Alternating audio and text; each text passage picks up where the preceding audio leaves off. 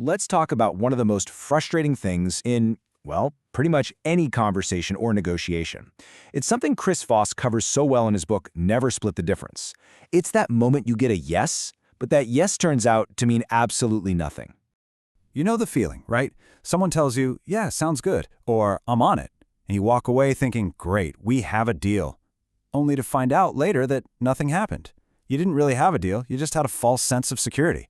Well, that's exactly the trap we're going to learn how to avoid.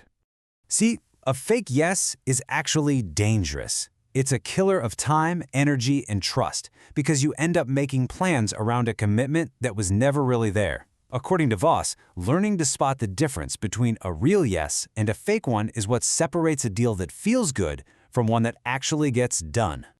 So to solve this puzzle, we first have to understand what we're looking at. Because it turns out not all yeses are created equal. In fact, most of them aren't the kind you're looking for at all.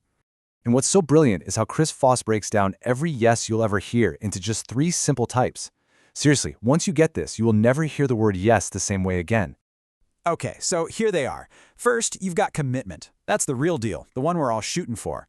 Second, there's confirmation, which is basically just someone saying, yep, I'm following you. And then there's the third one, the most dangerous one of all, the counterfeit yes. This is the one that sinks deals. A counterfeit yes is just a social tool people use to get out of an uncomfortable situation. They aren't actually agreeing with you. They're just trying to make the conversation stop. And if you mistake this for a real commitment, well, you're just setting yourself up for a big disappointment. So you gotta ask, why do we get these fake agreements so often? It's not always because people are trying to be difficult. There are some really deep-seated human reasons why a deal that seems solid can just, poof, disappear into thin air. I mean, it's so easy to fall into this trap, right?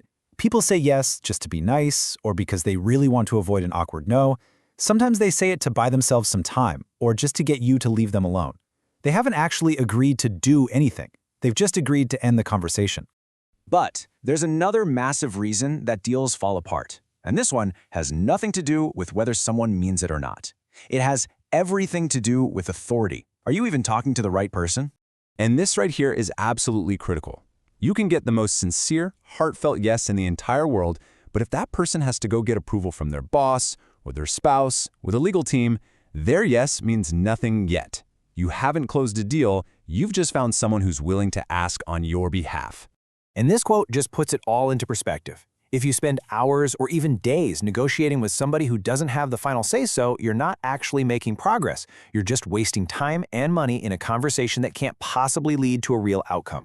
Okay, so we've laid out the problem pretty clearly, but how do we fix it? Well, Voss gives us some really specific tools to smoke out those counterfeit yeses and find out if we have a real, solid commitment.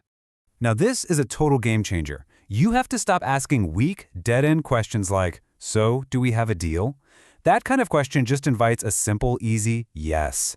Instead, you have to start asking strong, open-ended how and what questions. These force the other person to actually think about what comes next, and in their answer, they'll reveal their true commitment, or lack thereof. For me, this is one of the single most powerful ideas in the whole chapter. Anyone can say the word yes. It's easy. But someone who is truly on board can explain the plan. They can tell you what happens next, who's in charge of what, and what the timeline looks like. That's where you find the real truth. Now, let's get into one of the most effective tactical tools that Voss offers to make sure things actually get done. It's a simple but incredibly powerful idea he calls the rule of 3. So why 3 times? Because, it's pretty easy for someone to fake one yes to be polite. But it is much, much harder to fake it 3 times, especially when you're asking in different ways. This whole technique is designed to filter out all that politeness and pressure, leaving you with nothing but genuine commitment. So here's how it might look in practice. First, you get a simple yes. Does this work for you? Okay, that's number 1. Second, you ask about the plan. How do you see this playing out? That tests their thinking. And third, you uncover the real process. What happens on your side to make this official? See? Now you're testing agreement, process, and authority all in one go. All right, so theory is great, but let's make this super practical. How does this actually work in a simple, everyday situation? Okay, let's say you're hiring a freelancer. They give you the exact answer you want to hear. Oh yeah, for sure, I can get that done by Friday. Now, the amateur negotiator stops right there, feeling great. But the pro The pro knows the real negotiation has only just begun. So instead of just taking that first yes and running, you start asking those execution-based questions. Great. What's your process look like? When can I expect to see a first draft? What are some things that could potentially slow this down? You're not micromanaging, you're just testing for a real commitment by seeing if they've actually thought the plan through. And here's the key idea behind all of that. Don't be fooled by how excited or enthusiastic someone sounds. Enthusiasm is cheap. Instead, listen for how detailed and specific their answers are. A real commitment is always revealed in the details of the plan. So, this means we have to completely redefine what success looks like. A negotiation isn't successful when you hear the word yes. It's only successful when the other person follows through and actually does what they agreed to do. That's it. That's the only scoreboard that matters. And look, if you only take one single thing away from all of this, let it be this right here. Your goal is not to get someone to say some magic words. Your goal is to get a concrete plan of action that you can actually count on. You have to negotiate for the result, not just for the promise. So I'll leave you with a final thought to take with you. The very next time you're in a meeting or a sales call, or even just a casual chat with a friend, how are you going to shift your focus? How will you start listening past that easy, simple yes and start listening for the plan that proves it's the real deal?